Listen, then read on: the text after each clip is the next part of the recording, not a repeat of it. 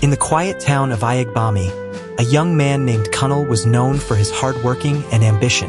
Born into poverty, he had grown tired of struggling. His dream was simple: to escape the slums and bath in luxury. Kunal had a girlfriend, Awil, a kind-hearted woman who loved him deeply.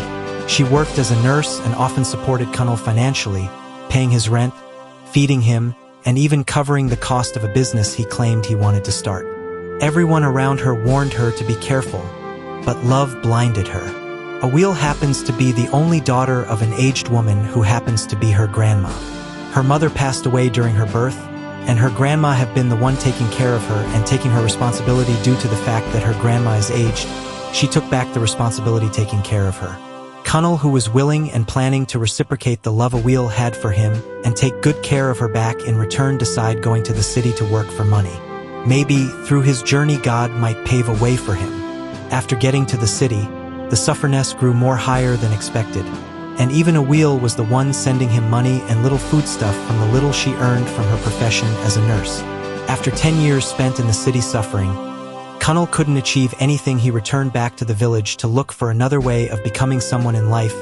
He worked tirelessly, but nothing is working out for him.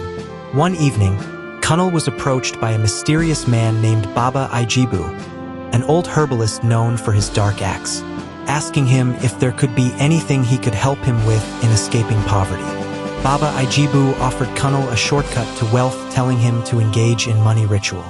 He stated that the ritual required a personal sacrifice, someone he loved and trusted. Money is not in the ground, Baba whispered. It is in the blood. At first, Kunal hesitated.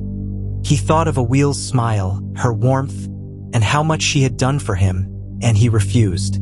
Some weeks later, Kunal put in more effort to his farming, but still it keeps getting worse, and the pull of gold and power whispered louder than his guilt. Blinded by greed, he went back to Baba and agreed to proceed with the money ritual. One weekend, he invited Awil to a secluded place under the guise of a romantic gateway. That night, he confused her to pass the night with him, and she agreed. While she slept peacefully beside him, Kunal did the unthinkable. The ritual was completed, and her blood was spilled. Grandma expecting Awil the next day, thinking she was still with her lover, as she said when she was leaving. Not until after a week, Grandma went there with people around to check on Kunal, but on getting to his house, he was nowhere to be found. They left heartbroken while Grandma was crying, telling the neighbor to help her get her daughter. Kunal, who left the village after doing the ritual, started feeling the arrival of wealth as it came swiftly. Kunal bought cars, a mansion, and became a sensation on social media. Money flowed like water. Deals signed themselves. He moved into a compound with tiled floors and glass chandeliers. People bowed when he passed. But his nights were never quiet. Peace never followed him. He began to see Awil's face in every mirror, hear her voice in the wind, dream of her, and finally screamed. No matter how loud the parties or how bright the lights, the shadows always found him. Years passed. His wealth grew, but no woman stayed with him. No child survived beyond 3 moons. Every success tasted bitter. Every celebration ended in sorrow. And every year, on the anniversary of her death, his walls bleed. One night, Kunal woke up to find himself in a pool of blood. But it wasn't his. The house was empty yet filled with Awil's laughter, twisted and cold. From that night on, Kunal vanished. Some said he went mad. Others said Baba Ijibu came to claim his share of the bargain.